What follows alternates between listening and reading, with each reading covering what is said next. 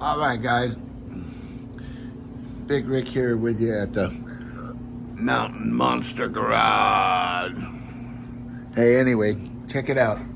So, I bought this bike October 20th, 2022. Specialized Turbo Levo Comp alloy. Okay?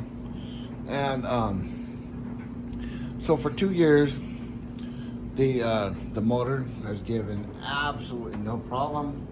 The 2.2 Pros with a 700 watt hour battery, easily 40 miles, 6 hours on the bike, up and down the bike park, whatever, and canyon trails up and down, whatever. A lot of climbing and everything, and still 5 or 6 hours out on the trails and come home with 25% battery left. So, and I'm a big dude. I'm at like 290 now, and putting in some time on this thing. But so anyway, all the Specialized equipment came in. The wheels are still stock and hubs, no problem. The SRAM stuff, GX stuff, talked back a little bit and went through a few chains over the last couple of years, maybe 3 chains. And as a matter of fact, today I just picked it back up from the shop, and we went with a XX cassette and a new XO1 derailleur and the XX gold chain. So after 2 years, I said that's a pretty good upgrade, and believe me, it's the old GX system took its abuse. So shifting really smooth now, and everything seems to be well. But my buddies over there at Cyclewear USA in Riverside recommended that since we replaced the derailleur, we use the Shimano derailleur cable, and it sure makes a difference. But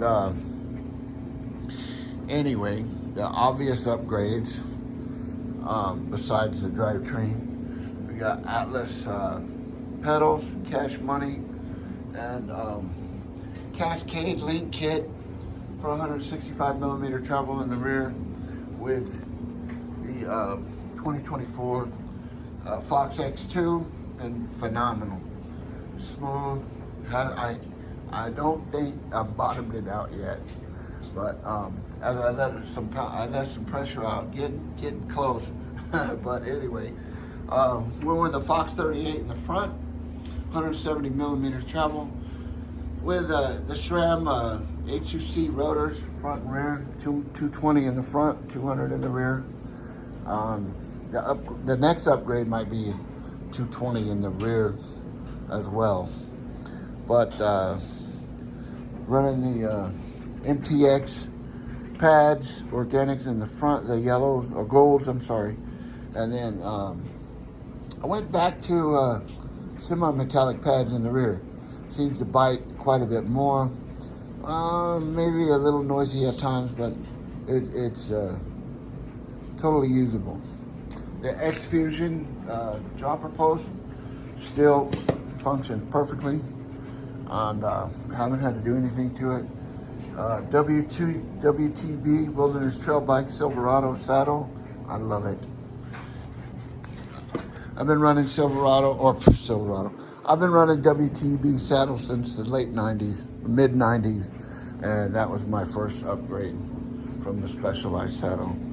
So anyway, like I said, Fox 38 in the front for 170 millimeter travel, Maxxis DHF up front, DHR in the rear. We have race face Atlas handlebars and race face turbine stem, and still running the Code R's. I'm maybe hoping first of the year to change these brakes over to the SRAM Maven or something else. I don't know. We'll see. But anyway, yeah. like I said, with the electronics, the motor, battery, anything, I haven't had no problems with the bike. I'm estimating probably got about at least 3,000, probably 4,000 miles on it. But the only problem I've had, the on and off switch worked great. The battery indicator, your mode selector, everything, no problem. The only problem I've had was with the selector on the handlebars that lets you change the mode of the motor from eco to trail mode to turbo. You know, it will start off in trail, and then I can shift it into turbo from here, but I can't shift it back down. So obviously that needs to be replaced or something. I want to take it in, but let's just say the company that I bought the bike from, it's like a 3-week wait. So I could switch it over from here and not have to worry. But it is a lot better if you can do it from there, especially when you're in a white knuckle situation, I guess you might say. But yeah, still stock Specialized hubs and rims, no problem. Both still really true, and haven't had no issues. So yeah, there it is. 2022 Specialized Turbo Levo. 2-year review. Still amazing. And still very happy with the purchase. There was some, I wanted to go over with you guys. I did the flip chip on the headset, and slackened out the front end. I rode it like that for probably a year at 63.5 degree. It was great, really smooth.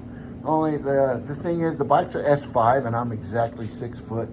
So it felt a little long in the corner. So I went back to the zero, which is 64.5 degree.